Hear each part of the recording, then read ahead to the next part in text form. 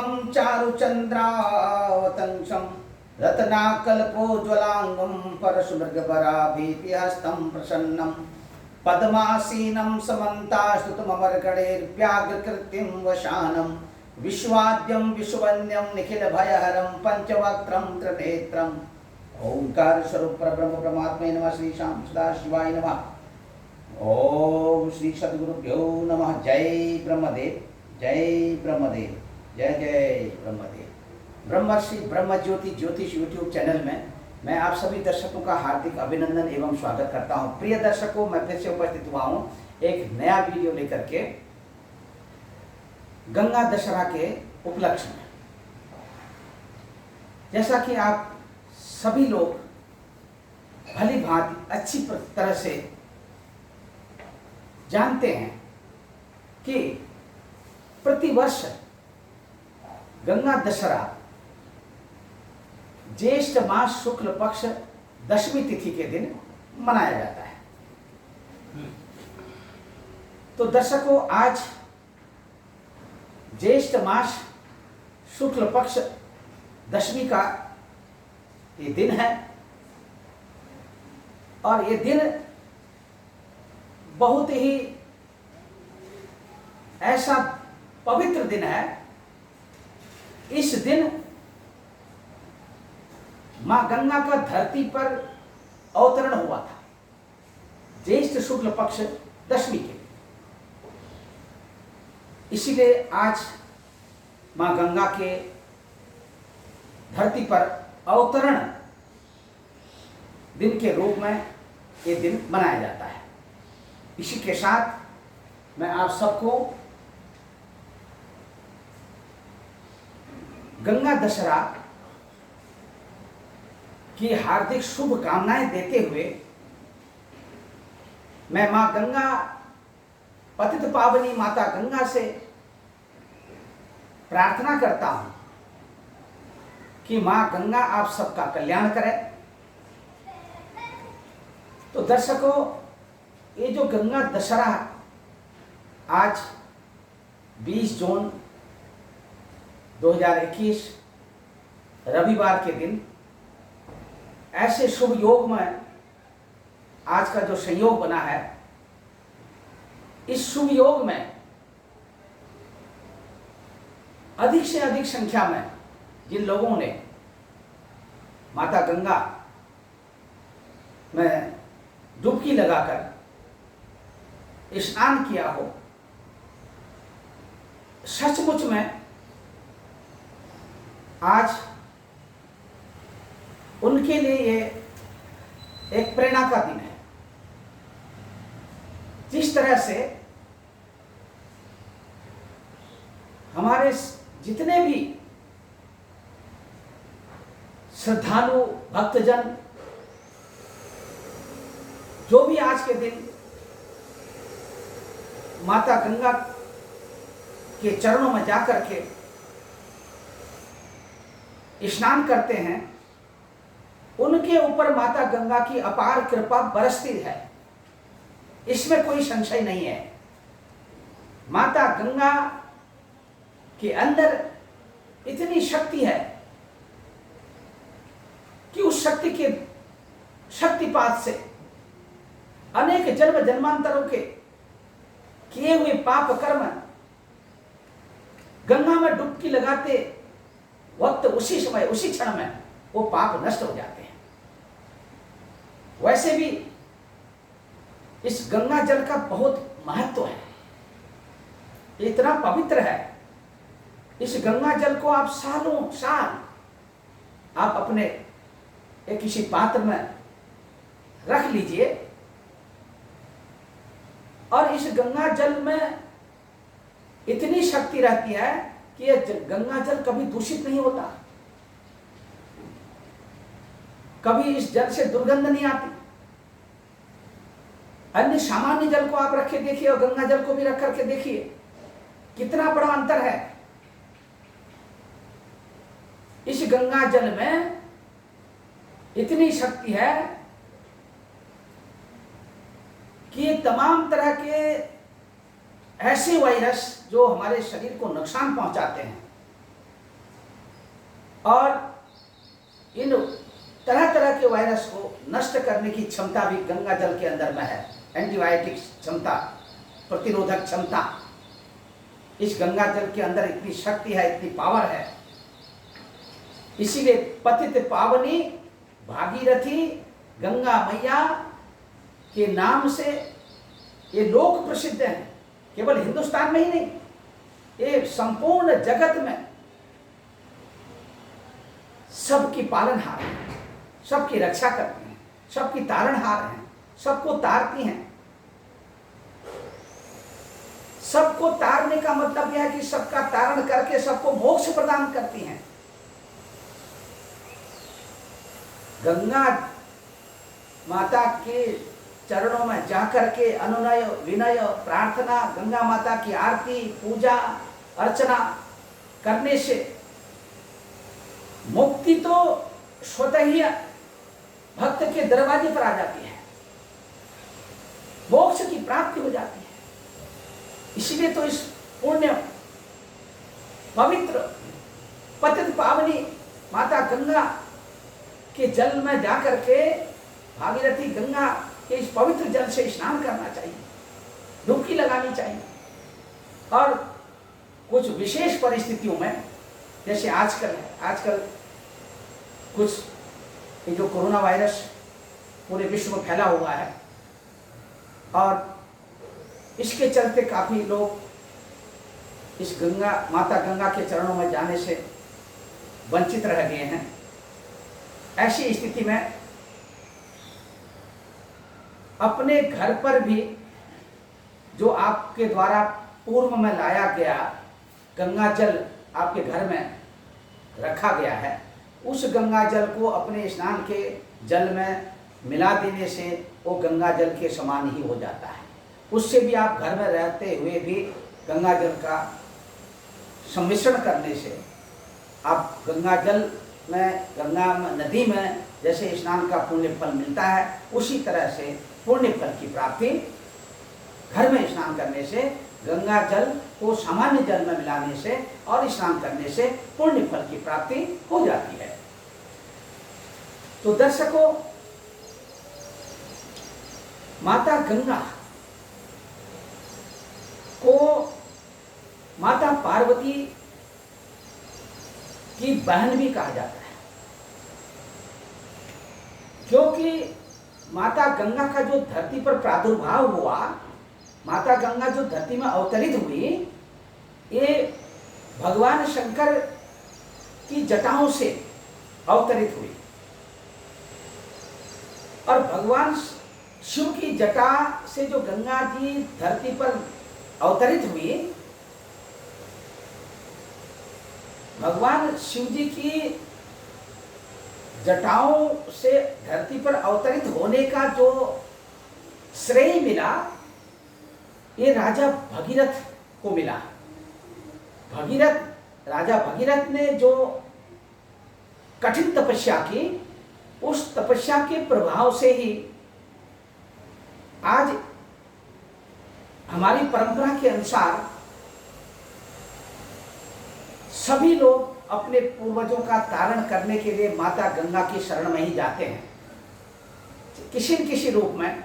चाहे वो अस्थि विसर्जन के लिए जाते हैं, चाहे वो गंगा स्नान करने के लिए जाते हैं, चाहे वहां पर जाकर के श्राद्ध तर्पण पिंड दान आदि करते हैं। इस सब का लक्ष्य यही होता है कि अपने पूर्वजों की सद्गति करना, पूर्वजों को तारना। भगवान शिव जी की जटाओं से 7 धाराएं जो है निकली। अब ये 7 धाराओं के निकलने के पीछे भी कुछ रहस्य है, कुछ प्रसंग है। अब वो 7 धाराएं जो निकली, उन 7 धाराओं का, वो 7 धाराएं जो है अलग अलग नाम से निकली। अब अलग अलग नाम जो है, जो मुख्य धारा थी नंबर 1 की, उसका नाम था, धारा का नाम था नलिनी। दूसरी धारा का नाम था पावनी, और तीसरी धारा का नाम था रिधिनी, और चौथी धारा का जो नाम था सीता और चक्षुष और सिंधु और भगीरथी। इस तरह से ये 7 धाराएं भगवान शिव की जटाओं से, ये 7 धाराएं धरती पर निकली। और इन 7 धाराओं का जो वेग था, वो वेग जो है अपने आप में संतुलित होकर के धरती में अवतरित हुआ। गंगा जल के रूप में गंगा जल, माता गंगा इन 7 धाराओं में प्रविष्ट होकर के धरती पर अवतरित हुई। राजा भगीरथ की अटूट तपस्या के कारण शिव जी जब प्रसन्न हुए, भोले बाबा जब प्रसन्न हुए, और भगीरथ ने जो कठिन तपस्या की, उस तपस्या का ही परिणाम था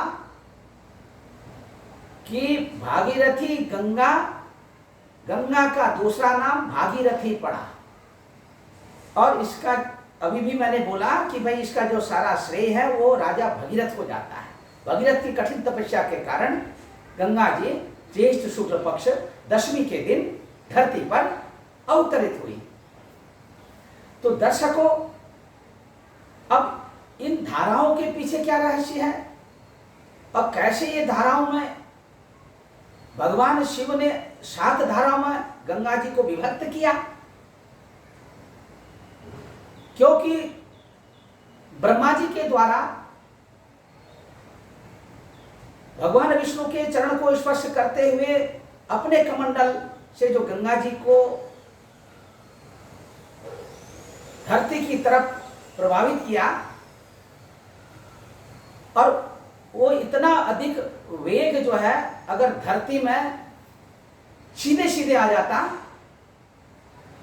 तो शायद धरती उस वेग में समा जाती और प्रजा की भी हानि होती, प्राणियों की हानि होती।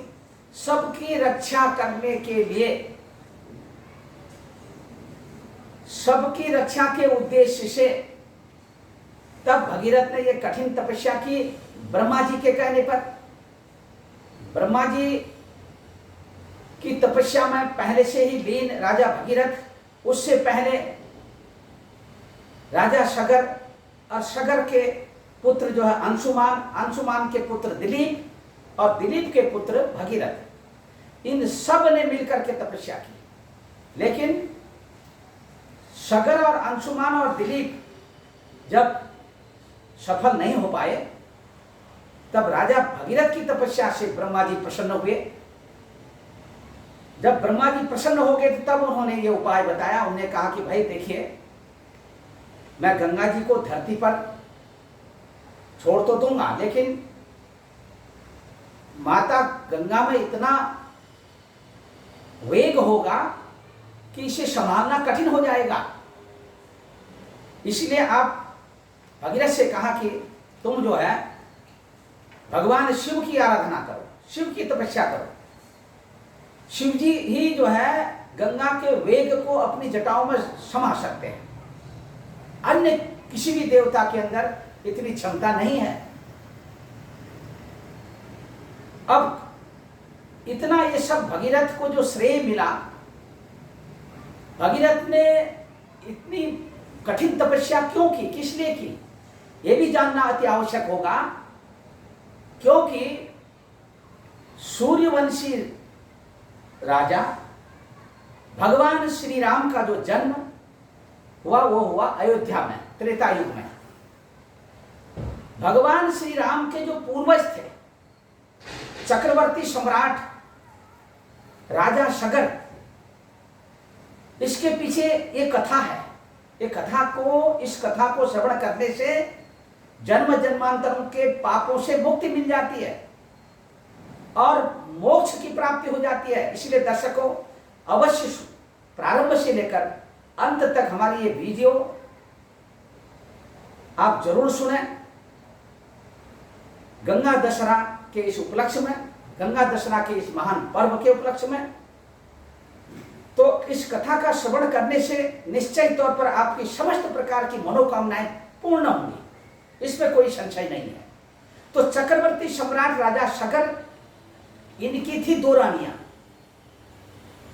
एक रानी का नाम था केशनी और दूसरी रानी का नाम था सुमति। केशनी जो रानी थी पहली वाली, उनसे एक ही पुत्र हुआ था और उस पुत्र का नाम था असमंजस। और सुमति से जो पुत्र हुए थे, 60,000 पुत्र हुए थे राजा शगर के। चक्रवर्ती सम्राट राजा शगर के 60,000 पुत्र पैदा हुए थे, उत्पन्न हुए थे सुमति से। अब ये जितने 60,000 पुत्र पैदा हुए, उत्पन्न हुए, ये सब पुत्र जो थे ये स्वभाव से बहुत अच्छे नहीं थे। इनके अंदर धृष्टता थी, धूर्तता थी, जो राजा शगर को भी अच्छा नहीं लगता था इनका व्यवहार। राजा शगर को, यानी कि इन पुत्रों के जो पिताजी थे राजा शगर, उनको अच्छा नहीं लगता था। और वहीं असमंजस को क्या किया इन्होंने, जो पहली जो इनकी पत्नी थी, उनका जो पुत्र असमंजस था, उसको तो बिल्कुल ही देश निकाला कर दिया, राज्य से निकाला कर दिया। अब राज्य से जब निकाल दिया तो असमंजस तो एकदम किनारे हो गए।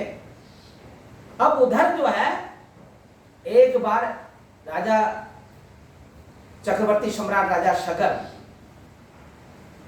की जो इच्छा हुई, अश्वमेध यज्ञ करने की इच्छा उन्होंने जागृत करी, इच्छा प्रकट हुई अश्वमेध यज्ञ। क्योंकि सभी लोग जानते पहले उस समय में जो है, ज़्यादातर जो राजा महाराजा लोग थे, जो प्रभावशाली राजा हुआ करते थे, वो अश्वमेध यज्ञ किया करते थे। उसमें अश्वमेध यज्ञ में, उस अश्वमेध यज्ञ का एक घोड़ा छोड़ा जाता था और उस घोड़े को पकड़ने की एक शर्त होती थी। इसी तहत चक्रवर्ती सम्राट राजा शगर ने एक घोड़ा छोड़ा और उधर जब राजा इंद्र को जब ये समाचार मिला कि राजा शगर जो है ये अश्वमेध यज्ञ करवा रहे हैं और इस तरह से, तो उन्होंने अश्वमेध यज्ञ का जो घोड़ा था, उस घोड़े को राजा इंद्र ने क्या किया कि अपनी चतुराई से पाताल लोक में कपिल मुनि थे, कपिल मुनि पाताल लोक में अपने आश्रम में तपस्या कर रहे थे, तपस्या में लीन थे। और उन्होंने क्या किया, राजा इंद्र ने चुपचाप जाकर के उस घोड़े को कपिल मुनि के आश्रम में जाकर के बांध दिया। अब उधर जो है राजा शगर आदि सभी लोग, यानी राजा शगर के जो 60,000 पुत्र थे, वो भी अश्वमेध के घोड़े को न देख करके विस्मित हो गए कि घोड़ा गया कहां आखिरकार। बहुत खोजा, 10 दिशाओं में खोज लिया, घोड़ा कहीं नहीं मिला। अब उन्होंने कहा कि जब धरती में कहीं घोड़ा है ही नहीं, तो आखिरकार घोड़ा गया कहां। तो उन्होंने एक युक्ति सोची, उन्होंने धरती को धीरे धीरे खोदना शुरू कर दिया।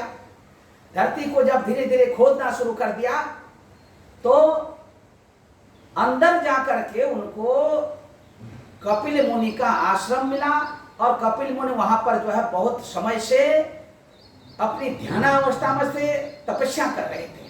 उनके शरीर में इतना अधिक तेज था, लेकिन अश्वमेध के उस घोड़े को वहां पर बधा हुआ देख करके राजा शगर के 60,000 पुत्रों को इतना क्रोध आया कि उन्होंने जो है कपिल मुनि पर प्रहार कर दिया। और कपिल मुनि पर जब प्रहार किया, उनको हतोत्साहित कर दिया, तो कपिल मुनि महाराज ने जैसे ही अपनी आंखें खोली, आंखों के खुलते ही और उनकी आंखों से इतना तेज निकला, उस तेज के कारण राजा शगर के 60,000 पुत्र तत्काल वहीं पर जो है जल करके भस्म हो गए, राख बन गई उनकी। अब क्या हुआ, भस्म हो गए।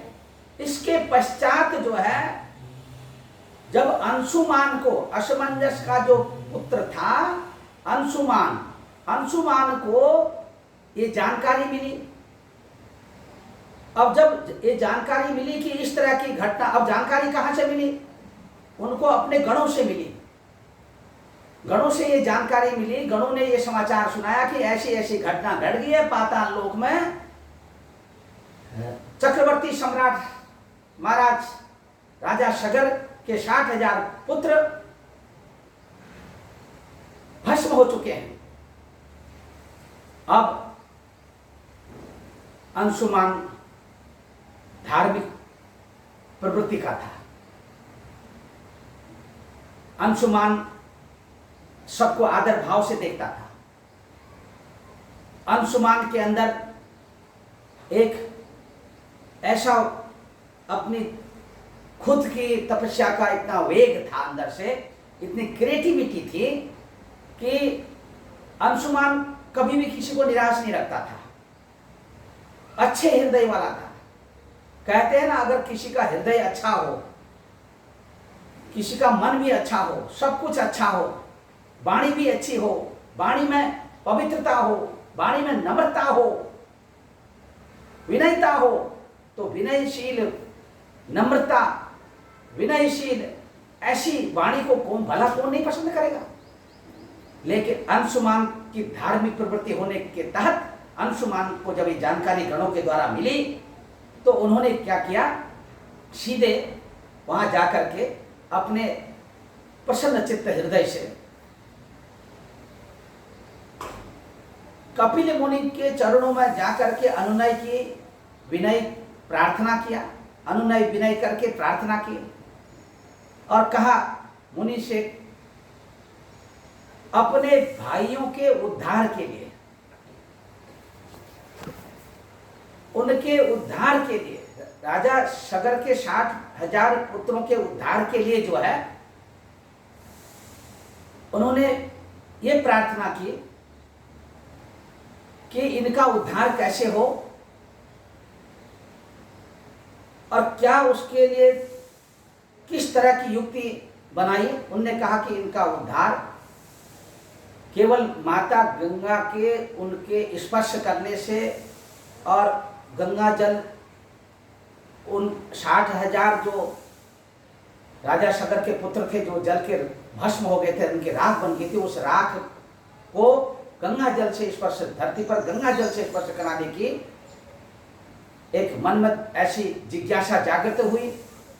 अब गंगा जी जो पूर्व काल में स्वर्ग में बहती थी और भगवान विष्णु के चरणों में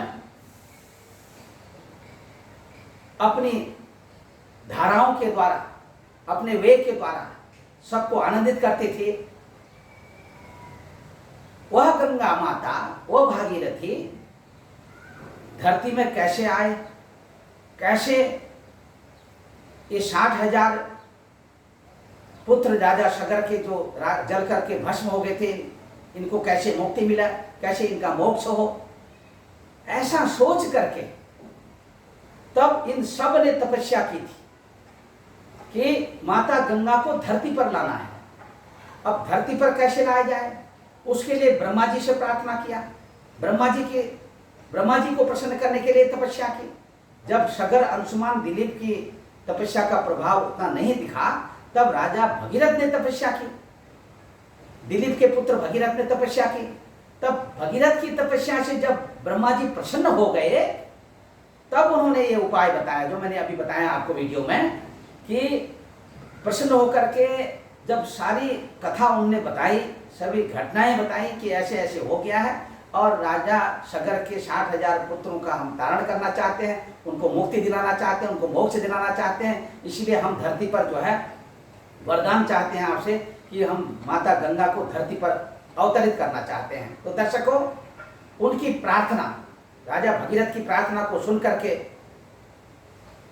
ब्रह्मा जी अति प्रसन्न हो गए। उन्होंने कहा कि भगीरथ, मैं तुम्हारी तपस्या से प्रसन्न हूं, मैं माता गंगा को भगवान विष्णु के चरणों से स्पर्श कराते हुए अपने कमंडल में लेकर के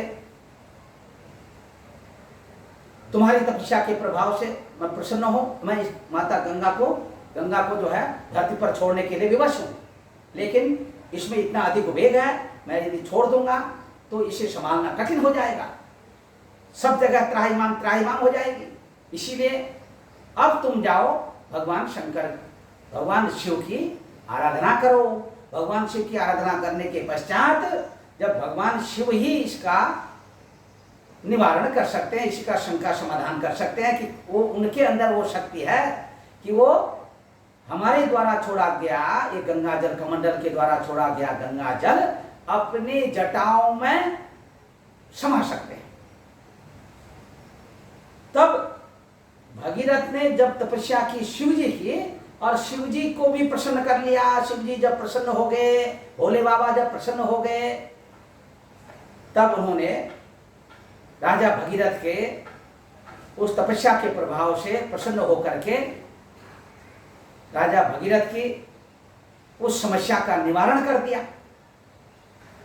तब ये जो 7 धाराओं में जो है, जो उस गंगा माता को, माता गंगा का जो पवित्र वेग था, उस वेग को 7 धाराओं में विभक्त करके धरती पर छोड़ा और तब राजा सगर के 60,000 पुत्रों को राजा भगीरथ की अथक प्रयास और अटूट तपस्या, कठिन तपस्या के द्वारा उनका तारण हुआ, उनको मोक्ष मिल गया।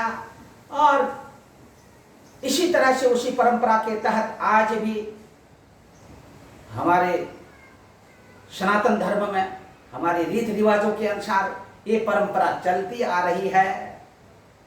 आज के दिन माता गंगा के मंदिर में जाकर के, गंगा द्वार में जाकर के, और अपने घरों में भी जहाँ पर जो रहता है, अपने घरों में भी, घर के मुख्य द्वार पर भी माता भागीरथी से, गंगा से संबंधित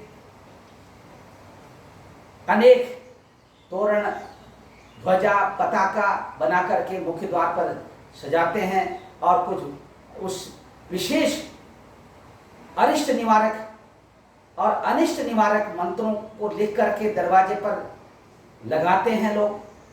ये परंपरा प्रायः जो है यह उत्तराखंड में बहुत अधिक प्रचलित है। इसको उत्तराखंड में जो है दशार करके बोलते हैं। और दशार जो है वहाँ पर ये परंपरा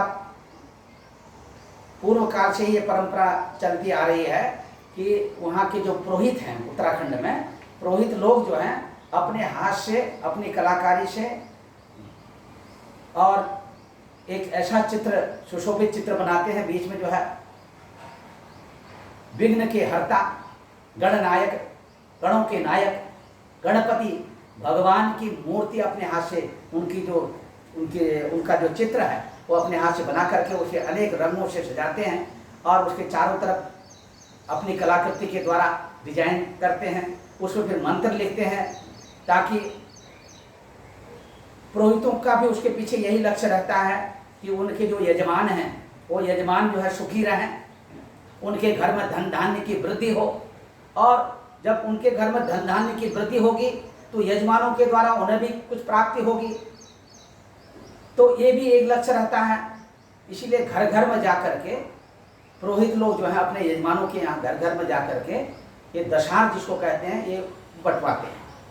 और सभी लोग उनके घरों में जो लोग गंगा, भागीरथी गंगा का स्नान करने के लिए हरिद्वार जाते हैं या प्रयागराज जाते हैं, जहाँ जहाँ गंगा नदी का प्रादुर्भाव हुआ है, गंगा नदी जहाँ जहाँ बह करके आगे को बढ़ती हुई गई हैं, वो ऋषिकेश, हरिद्वार आदि होते हुए वहाँ से फिर जो है ये अपना गढ़गंगा, ये इधर कानपुर, गाजीपुर, उधर आगे चल के ऋषि अपना प्रयागराज, वाराणसी, पटना होते हुए जो है ये भागीरथी गंगा जो हैं, और आगे चल करके जब ये गंगा सागर में, कलकत्ता में जाके गंगा सागर में जाके वहाँ पर मिल जाती हैं।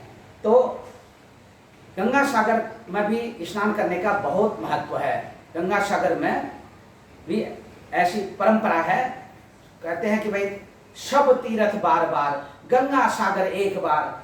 जितने तीर्थ हैं आप बार बार जाओ, लेकिन गंगा सागर एक बार उस तीर्थ को कर लो तो आपके जन्म जन्मांतरों के पाप नष्ट हो जाते हैं, सदगति हो जाती है, मोक्ष का दरवाजा खुल जाता है। इसीलिए दर्शकों, मेरा आप तक इस आज के दिन का ये जो हमारा प्रोग्राम अपने ब्रह्म ज्योति ज्योतिष यूट्यूब चैनल के माध्यम से हमने ये गंगा दशहरा के इस महान पर्व पर जो आपको ये वीडियो हम कथा के रूप में आपको भेजे हैं, मैं आप सबसे ये अनुनय विनय करूंगा कि आप शुरू से लेकर अंत तक हमारी ये वीडियो सुनें और अपना सबका कल्याण करें। और अच्छा लगता है या कथा हमारी अच्छी लगती है तो आप निश्चित तौर पर हमारे ब्रह्म ज्योति ज्योतिष यूट्यूब चैनल को सब्सक्राइब करिए, लाइक, और इसी के साथ हमारे ब्रह्म ज्योति ज्योतिष यूट्यूब चैनल को आप सब्सक्राइब करें। आपके जितने भी जानकार लोग हैं, आपके इष्ट मित्र बंधु भाई दोस्त जो भी हैं, उन सबको शेयर करें और खुद भी लाइक करें। और इसी से साथ सर्वे भवन्तु सुखिनः, सर्वे सन्तु निरामया, सर्वे भद्राणि पश्यन्तु मां कश्चित् दुःखं भाग् भवेत्। आप सबका कल्याण हो। जय ब्रह्मदेव, जय ब्रह्मदेव।